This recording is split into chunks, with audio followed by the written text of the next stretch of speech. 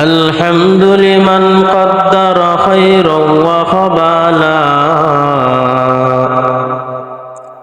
الحمد لمن قدر خيرا وخبالا والشكر لمن صور حسنا وجمالا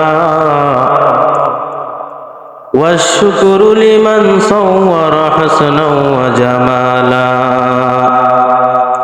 فرد صمد عن صفة الخلق بريئون فرد صمد عن صفة الخلق بريئون رب أزلي خلق الخلق كمالا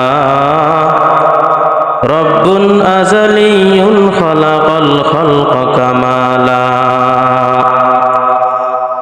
لا ضد ولا ند ولا حد لمولى لا ضد ولا ند ولا حد لمولى الآن كما كان ولم يلق زوالا الآن كما كان ولم يلق زوالا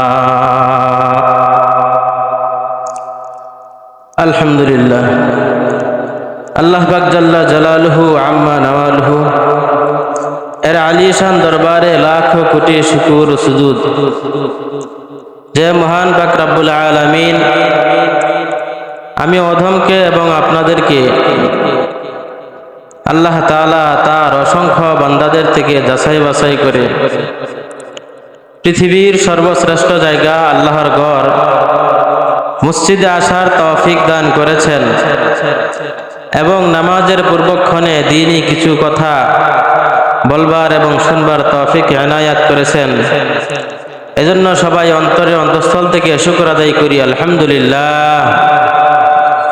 আল্লাহ পাক রব্বুল আলামিন অগণিত অসংখ্য লাখ কোটি সৃষ্ট জীব এবং সৃষ্টি আল্লাহ তাআলা সৃজন করেছেন এই পৃথিবীতে, যার সংখ্যা কোনোদিন গণনা করা আমাদের পক্ষে সম্ভব নয়। আমাদের চোখে দেখা যেগুলো আমাদের চোখে ধরা পড়ে, দেখা যায় এই সমস্ত প্রাণীর সংখ্যাই তো লক্ষাধিক এবং কোটিরও ঊর্ধ্বে। কিন্তু এই সমস্ত সৃষ্টিকুলের মধ্যে আল্লাহ পাক রব্বুল আলামিন ইনসান তথা মানব জাতিকে আশরাফুল মাখলুকাত তথা সৃষ্টির সেরা জীব, শ্রেষ্ঠ জীব হিসাবে মানুষদেরকে নির্বাচন করেছেন। বলেন আলহামদুলিল্লাহ।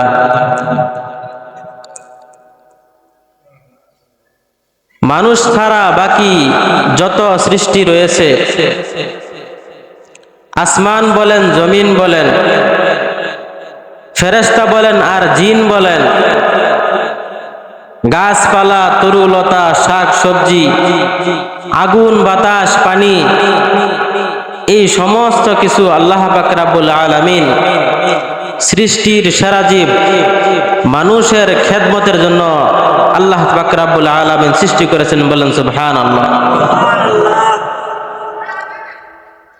মানুষ যেন সহজ সাধ্য ভাবে, সহজ সরল ভাবে যেন পৃথিবীতে জীবন যাপন করতে পারে, এজন্যই আল্লাহ পাক রব্বুল আলামিন এই সমস্ত সৃষ্টি মানুষের জন্যই সৃষ্টি করেছেন।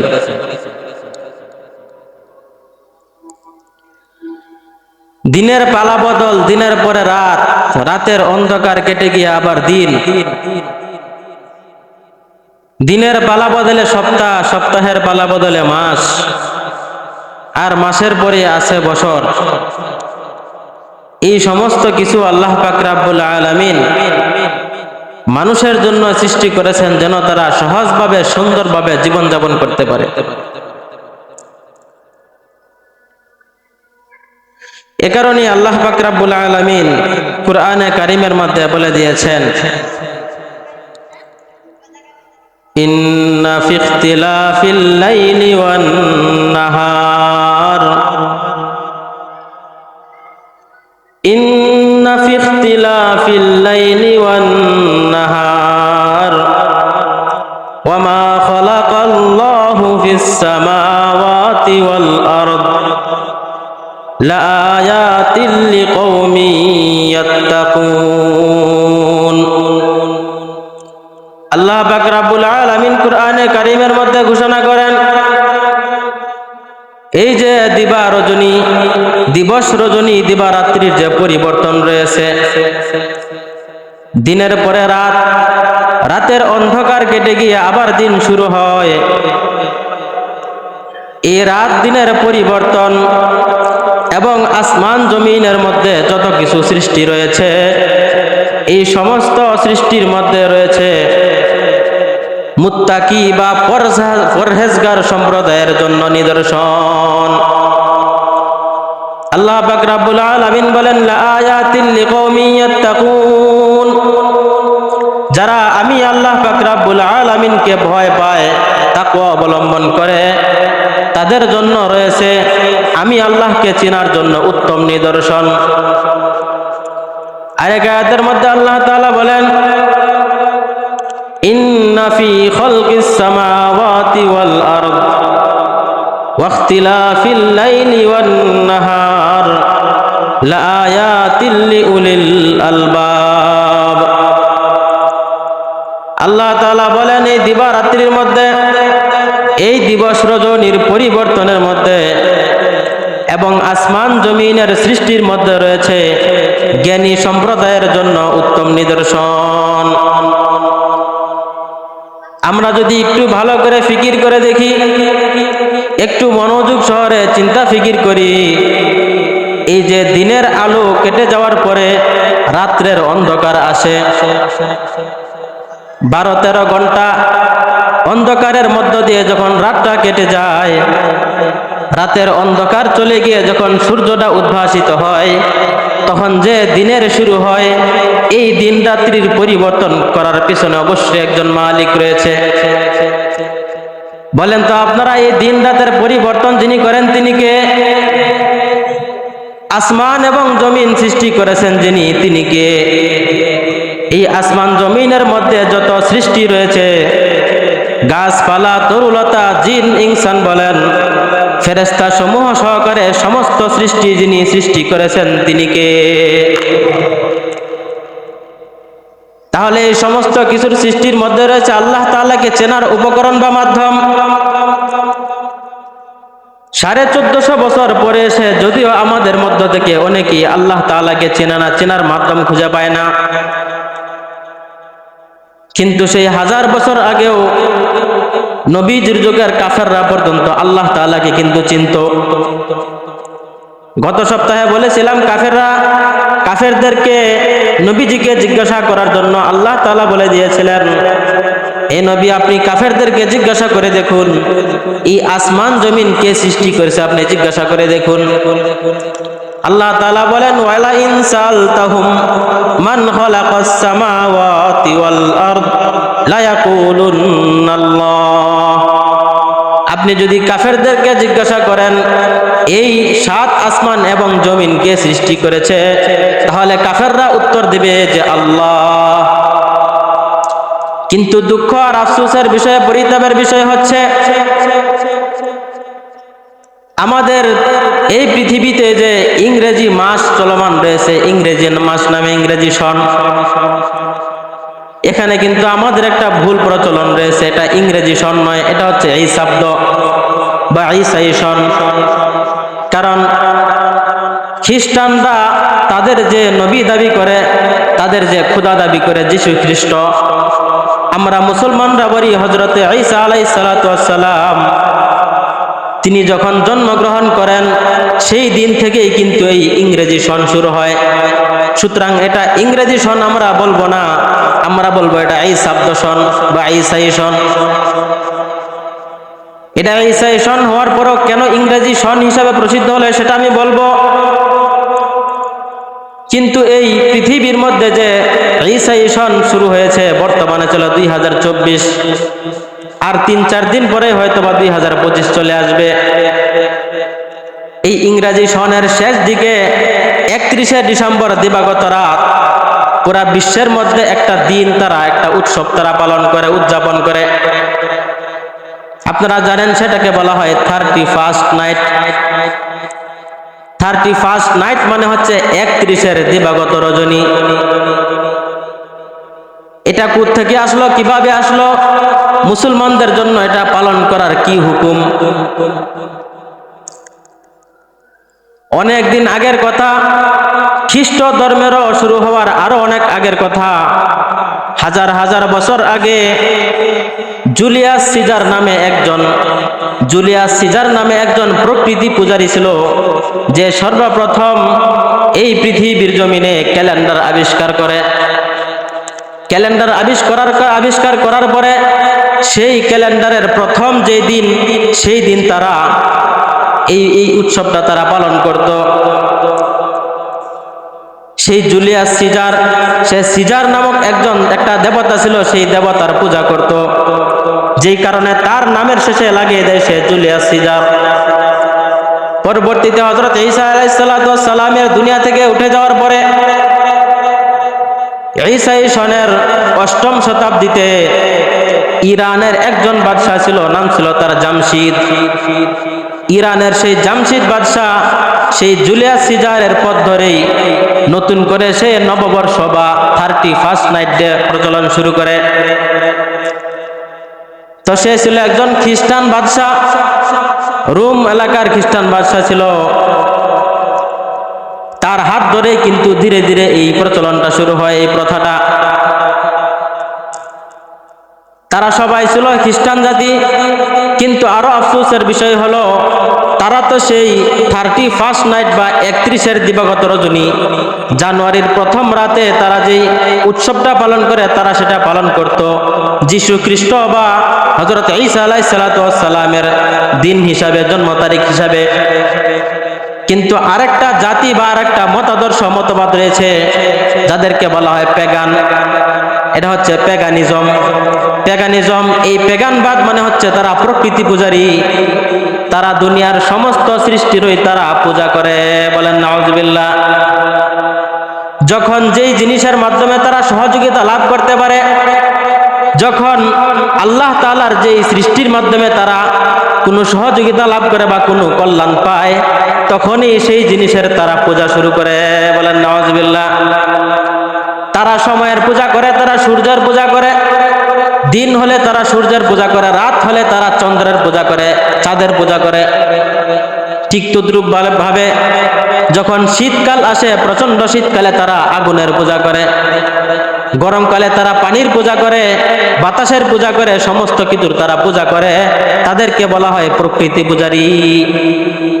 দেখবেন সমাজে কিছু মানুষ আছে যাদের লেবাস পোশাক সবকিছুই মুসলমানের মতো, কিন্তু তারা মুখ দিয়ে শুধু প্রকৃতি করে, বলে এটা হচ্ছে প্রকৃতির খেলা। আরে প্রকৃতির খেলা করতে গিয়ে প্রকৃতি আসলো কোত্থেকে? প্রকৃতি যিনি সৃষ্টি করেছেন তিনি কে? আল্লাহ। সুতরাং এই সমস্ত খেলা প্রকৃতির নয়, এটা হচ্ছে আল্লাহ তাআলার লীলা খেলা। তো যাই হোক, এই সমস্ত পেগানবাদ বা প্রকৃতি পূজারীরা সর্বপ্রথম, এই পেগানবাদ বা প্রকৃতি পূজারীরা তারা কিন্তু এই দিবসটা পালন করে 31st নাইট ডে। তারা কেন সেটা পালন করে? এই পেগানবাদ, এই মূর্তি পূজারী যারা রয়েছে, প্রকৃতি পূজারী, আপনারা ইউটিউবের মধ্যে অথবা গুগলের মধ্যে সার্চ দিয়ে দেখবেন, জানুস নামে একটা মূর্তি রয়েছে। জানুস নামে একটা মূর্তি রয়েছে, যার 2টা মাথা 2টা মুখ। গত বছর সম্ভবত বলেছিলাম, সামনের দিয়ে এক মুখ আর পিছনের দিয়ে আরেক মুখ। এই পেগানবাদ বা প্রকৃতি পূজারীরা এই 2 মুখ বিশিষ্ট এই জানুস নামক মূর্তির তারা পূজা করত। তাদের বিশ্বাস ছিল এরকম,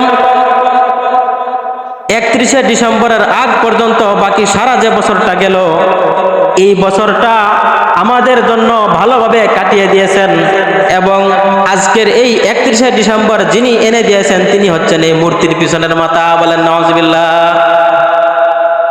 এই কারণে তারা 31শে ডিসেম্বর সারা দিন রাত 12টা পর্যন্ত সেই জানুস নামক মূর্তির পিছনের যে মাথাটা রয়েছে সেটার সামনে গিয়ে পূজা করত, এবং সেই মূর্তিকে তারা খুশি করার চেষ্টা করত। যখন রাত 12টা বেজে যায়, 31শে ডিসেম্বর দিবাগত রাত, রাত 12টা বেজে যাওয়ার পরে 12টার পর থেকেই তারা সেই মূর্তির সামনের দিকে চলে আসে। সামনের চেহারার দিকে আসার পরে সামনের চেহারার তারা পূজা করতে থাকে এবং তাকে খুশি করতে চেষ্টা করে, এবং তাদের এই আকীদা বিশ্বাস ভিতরে লালন করে যে যদি আমরা এই 12টার পরে সামনের মুখটাকে আমরা কৃতজ্ঞ করতে পারি তাহলে আমরা সারা বছর আমাদের ভালোভাবে কাটবে। বলেন নাউজুবিল্লাহ। তাদের আকীদা। একটা মূর্তির 2টা মাথা, সামনে একটা পিছনে একটা। তারা মনে করে পিছনের যে সময়টা চলে গেছে বছরের, এই বছরটা সারা বছর কেটে গিয়ে এই যে আজকে পর্যন্ত আমরা বাঁচিয়ে রয়েছি, আমাদেরকে বাঁচিয়ে রেখেছেন ওই যে পিছনের যে মাথাটা আছে এটা। বলেন নাউজুবিল্লাহ। তাদের আকীদা এটা। অথচ আমাদের হায়াত কে দিয়েছেন? আল্লাহ। আমাদের মৃত্যু কে দিবেন? আমাদের ভাগ্য নির্ধারণ করে একমাত্র কে? আল্লাহ। তো এই জানুস মূর্তির নামের দিকে লক্ষ্য করেই কিন্তু ইংরেজি মাসের প্রথম নামের নাম রাখে তারা জানুয়ারি। এখন প্রশ্ন হলো, এই ইংরেজি মাস যেহেতু এটা মূলত ছিল ঈসাই সন বা ঈসাব্দ সন, কিন্তু এটা ইংরেজি সন হিসাবে আমাদের মধ্যে কিভাবে প্রসিদ্ধ হলো এবং 31st নাইট কিভাবে আমাদের দেশে প্রচলিত হলো? আপনারা জানেন দীর্ঘ 800 বছর পর্যন্ত এই ভারতবর্ষ কিন্তু মুসলমানরা শাসন করেছে। খুব ন্যায় নিষ্ঠার সাথে, ইনসাফের সাথে দীর্ঘ 800 বছর পর্যন্ত মুসলমানরা এই ভারতবর্ষ শাসন করে। 800 বছর পরে ইংরেজ বিনিয়ারা এসে আমাদের দেশটাকে দখল করে নেয়। ভারতবর্ষ তারা দখল করে, কিন্তু যে সমস্ত ইংরেজরা ভারতবর্ষকে দখল করেছিল তারা ছিল খ্রিস্টান। তারা ছিল সেই রোমান বাদশাহদের খ্রিস্টানের অনুসারী। তারা খ্রিস্টান হওয়ার কারণে এই দেশের মধ্যে তারা যখন প্রায় 192 বছর, মতান্তরে 200 বছর তারা ভারতবর্ষ পরিচালনা করে, শাসন করে, এই 200 বছরের মধ্য দিয়ে শাসনের ভিতর দিয়ে তারা সমস্ত মুসলিম সমাজের রন্ধ্রে রন্ধ্রেও এই 31st নাইট ডে নামক ধ্বংসাত্মক একটা বেদি ছড়িয়ে দেয়। এই 200 বছর শাসনের ভিতর দিয়ে তারা এই আমাদের ভারত উপমহাদেশের ভিতরে, পুরা দেশের ভিতরেই তারা এই 31st নাইট বলেন, পহেলা বৈশাখ বলেন, এই জাতীয় কিছু দিবস তারা চালু করে যায় এবং তাদের এই বিধর্মীদের যে কালচার, সভ্যতা, সংস্কৃতি রয়েছে এগুলো তারা প্রচলন শুরু করে দেয়। সবচেয়ে দুঃখজনক বিষয় হলো মুসলিম যুবকদের জন্য, মুসলিম যুবকরা এই 31st নাইট ডে সহকারে আরো যত ধরনের বিধর্মীদের দিবস রয়েছে এই সমস্ত দিবস তারা এমন ভাবে পালন করে যেন তারা মুসলমানের ঘরের সন্তান নয়। অথচ আল্লাহ পাক রব্বুল আলামিন তাদেরকে মুসলমানের ঘরে সৃষ্টি করেছেন। তারা মুসলমানের ঘরে জন্মগ্রহণ করে নিজেদেরকে মুসলমান দাবি করে, তারপরেও কিভাবে যে ওই সমস্ত ইংরেজদের আনা, তাদের ইংরেজদের আমদানি করা এই সংস্কৃতি তারা লালন করে সেটা আমার বুঝে আসে না। যে সমস্ত ইংরেজরা 200 বছর শাসন করেছিল ভারত উপমহাদেশে, এই ভারতবর্ষে আসার শুরুর দিকে ইংরেজরা শত শত হাজার হাজার উলামায়ে কেরামদেরকে ফাঁসির কাস্টে ঝুলিয়ে তাদেরকে শহীদ করে। এই সমস্ত ইংরেজরা লক্ষ লক্ষ মুসলমানদের উপর অবিচার এবং নির্বিচারে অত্যাচার আর নির্যাতন করে তাদেরকেও শহীদ করে। এই সমস্ত ইংরেজরাই কিন্তু এই যে স্পেন নামক একটা রাষ্ট্র রয়েছে, স্পেন কিন্তু একসময় মুসলমানদের অধীনে ছিল। মুসলমানরা একসময় স্পেন শাসন করত। স্পেনের মুসলমানদের হুমকির কারণে পুরা বিশ্ব থরথর করে কাঁপত। সেই স্পেন নামক মুসলিম রাষ্ট্রের গ্রানাডা নামক একটা অঞ্চল রয়েছে। সেই গ্রানাডার মধ্যে লক্ষ লক্ষ মুসলমানদেরকে মসজিদে ঢুকিয়ে মসজিদের মধ্যে আগুন জ্বালিয়ে দেয় তারা। এই সমস্ত ইংরেজরাই সেই গ্রানাডা অঞ্চলে হাজার হাজার মুসলমানদেরকে জাহাজের ভিতরে ঢুকিয়ে সেই জাহাজের মধ্যে আগুন লাগিয়ে সমুদ্রের ভিতরে ছেড়ে দেয়। তাহলে এই সমস্ত ইংরেজদের অনুসরণ আমরা কিভাবে করি? যেহেতু এই সমস্ত ইংরেজরাই এই পৃথিবীতে, এই ভারতবর্ষের মধ্যে তারা এই সমস্ত দিবস চালু করে, তাই এই ঈসাব্দ সন বা ঈসাই সনকে তারা ইংরেজি সন হিসেবে তারা ব্যবহার করে। বুঝেছেন কথা? এটা মূলত ছিল ঈসাই সন, ঈসাব্দ সন। এই যে 2024 শেষ হচ্ছে, আর 3-4 দিন পরে শেষ হবে, এটা মূলত ঈসাই সন বা ঈসাব্দ, এটাকে বর্তমান ইংরেজি সন নামে তারা প্রচার শুরু করে দিচ্ছে।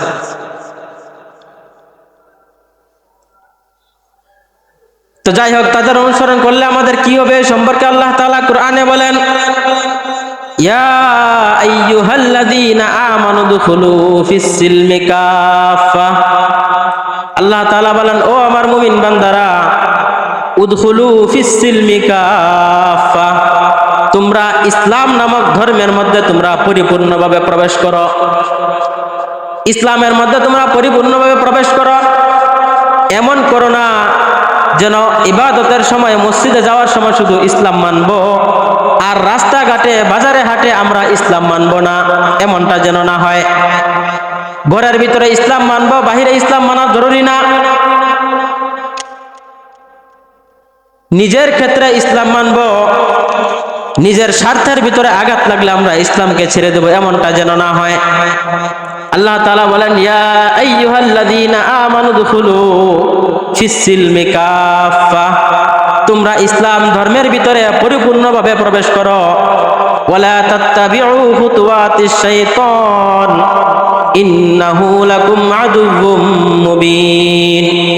সাবধান, তোমরা শয়তানের পদাঙ্ক অনুসরণ করো না। এখানে বলা হয়েছে খুতুওয়াতিশ শাইতান। খুতুওয়াতুন হচ্ছে এক বচন আর খুতুওয়াত হচ্ছে বহু বচন।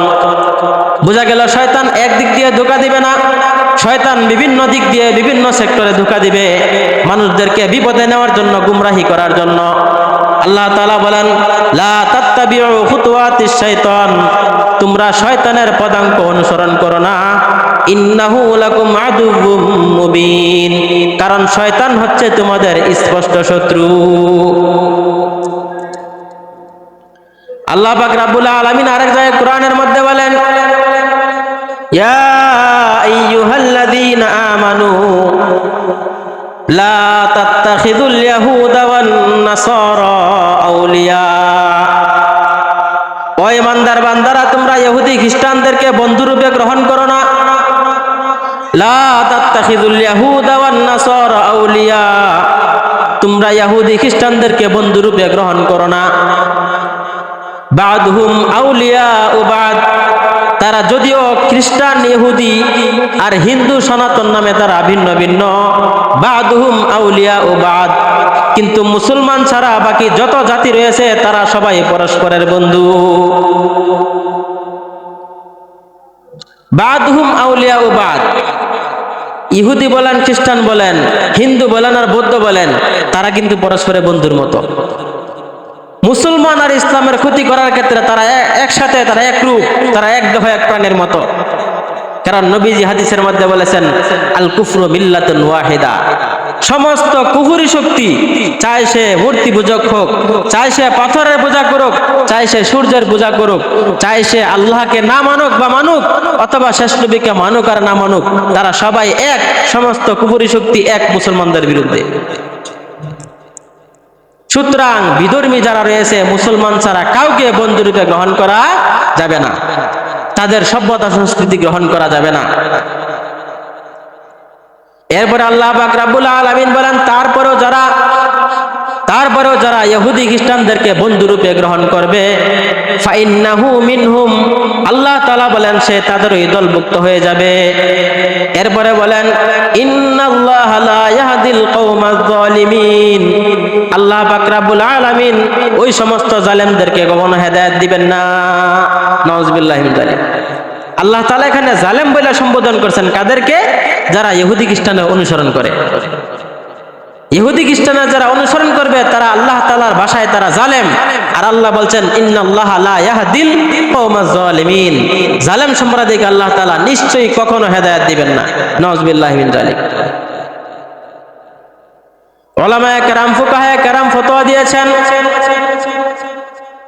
এই সমস্ত দিবস যেগুলো রয়েছে, বিধর্মীদের উৎসব এবং তাদের যে সমস্ত সভ্যতা সংস্কৃতি রয়েছে, এগুলা পালন করা, সেগুলো লালন করা এবং উদযাপন করা সম্পূর্ণরূপে হারাম। এগুলোর ধারে কাছেও যাওয়া যাবে না। দুঃখজনক হলেও হাস্যকর একটা বিষয় হলো, বিগত কিছু বছর পূর্বে পতিত সরকারের একজন মন্ত্রী ছিল। সেই মন্ত্রী সনাতন ধর্মাবলম্বীদের একটা অনুষ্ঠানের মধ্যে যায়, সে সেখানে গিয়ে বলে, আমার ইমানটা তো এত দুর্বল নয় যে আমি জয় শ্রীরাম স্লোগান দিলে আমার ইমানটা দুর্বল হয়ে যাবে। বলেন নাউজুবিল্লাহ।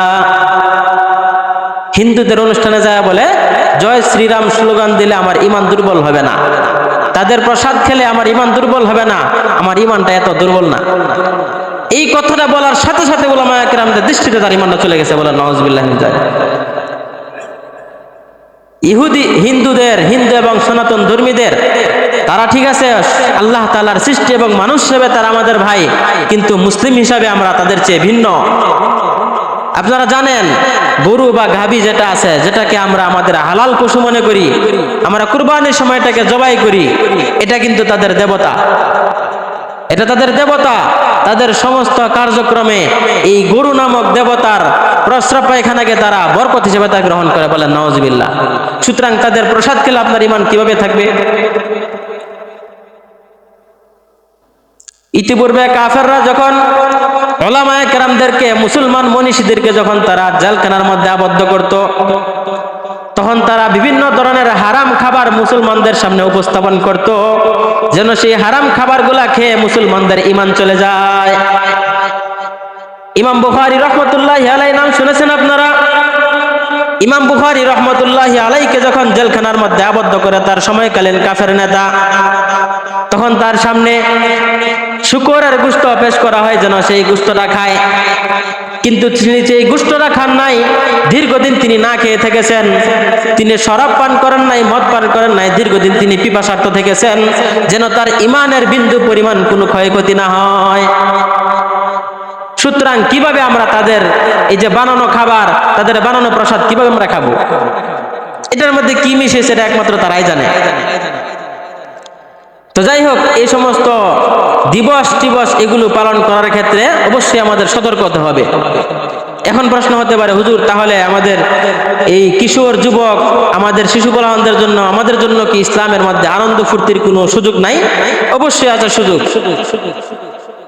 হুজুর সাল্লাল্লাহু আলাইহি সাল্লামের সাহাবী হযরত আনাস ইবনে মালিক রাদিয়াল্লাহু তাআলা আনহু, হযরত আনাস ইবনে মালিক রাদিয়াল্লাহু তাআলা আনহু বর্ণনা করেন, লাম্মা কাদিমা রাসূলুল্লাহি ফিল মাদিনা, নবীজি যখন মদিনায় আগমন করলেন, মদিনায় এসে দেখলেন মদিনার মুশরিকরা, মদিনাবাসীরা তারা 2টা দিন তারা আনন্দ উদযাপন করত, তারা খেলাধুলা করত। নবীজি তাদেরকে জিজ্ঞাসা করলেন, মা হাযানাল ইয়াওমান, এই 2টা দিন কিসের? কেন তোমরা এই 2 দিনের মধ্যে তোমরা খেলাধুলা করো, আনন্দ উদযাপন করো? তখন মদিনাবাসীরা বলল, এই যে 2টা দিন আমরা খেলাধুলা করি, এই 2টা দিন আমরা জাহিলি যুগ থেকে এই 2 দিনকে আমরা উদযাপন করে আসছি, এটাকে আমরা দিবস হিসাবে বানিয়ে নিয়েছি। নবীজি তারপরে বললেন, ইন্নাল্লাহা ক্বাদ আবদালা লাকুম, ইন্নাল্লাহা ক্বাদ আবদালাকুম বিনাহারাইনা লামিনহুমা খায়রাম মিনহুমা। আল্লাহর নবী বলে দেন, এই 2টা দিন তোমরা আনন্দ উদযাপন করবা না, কারণ আল্লাহ পাক রব্বুল আলামিন তোমাদের জন্য অন্য আরো 2টা দিন তোমাদের জন্য উদযাপনের জন্য নির্ধারণ করে দিয়েছেন। ইয়াউমুল আযহা ওয়া ইয়াউমুল ফিতর, একটা হচ্ছে ঈদুল আযহার দিন, আর একটা হচ্ছে ঈদুল ফিতরের দিন। এই 2 দিন যে আছে, এই 2 দিন তোমরা যত আনন্দ খুশি প্রফুল্লতা উদযাপন করতে পারো, এই 2 দিন করবা তোমরা। সুতরাং ইহুদি খ্রিস্টানদের কোনো এই আমদানি করা কোনো কালচার, কোনো সভ্যতা সংস্কৃতি আমরা গ্রহণ করব না, আমরা কখনো গ্রহণ করব না। দেখেন, যারা ঢাকা শহরে অবস্থান করে তারা বলতে পারে, এই যে 31st নাইট, এই রাত্রে কি পরিমাণ যে অশ্লীলতা ভয়াবনা হয়, কি পরিমাণ যে টাকা পয়সার ক্ষয়ক্ষতি হয়, অর্থ সম্পদের, এটা বলা বাহুল্য, অবর্ণনীয়। সেটা এই রাত্রে তারা আতশবাজি করে, তারা বিভিন্ন ফটকা ফুটায়। দেখেন, এই ঢাকা শহরের মধ্যে অনেক মানুষ আছে, বৃদ্ধ বৃদ্ধা যারা অসুস্থ, হার্টের রোগী, ব্রেন স্ট্রোকের রোগী, অনেক রোগী আছে। এই সমস্ত আওয়াজ তাদের জন্য ভয়ঙ্কর, তাদের জন্য ক্ষতিকারক। এই রাত্রে তারা যখন, ওই যে 31 ডিসেম্বর দিবাগত রাতে তারা যখন এই সমস্ত আতশবাজি করে, ফটকা ফুটায়, ফানুস ওড়ায়, এসব কিছুর আওয়াজের কারণে বাচ্চারা চিল্লায় তাদের মা বাবার গলার মধ্যে পেঁচিয়ে ধরে, এত আওয়াজ হয় এগুলার।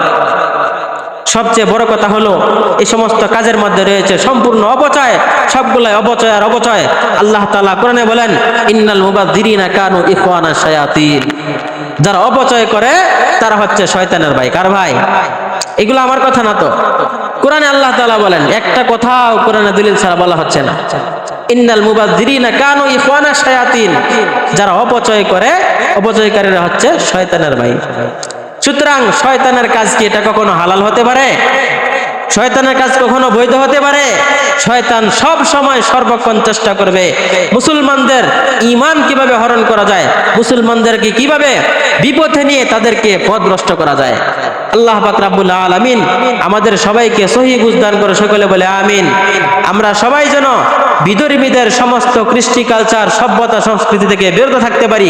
আল্লাহ পাক রব্বুল আলামিন তৌফিক দান করুন।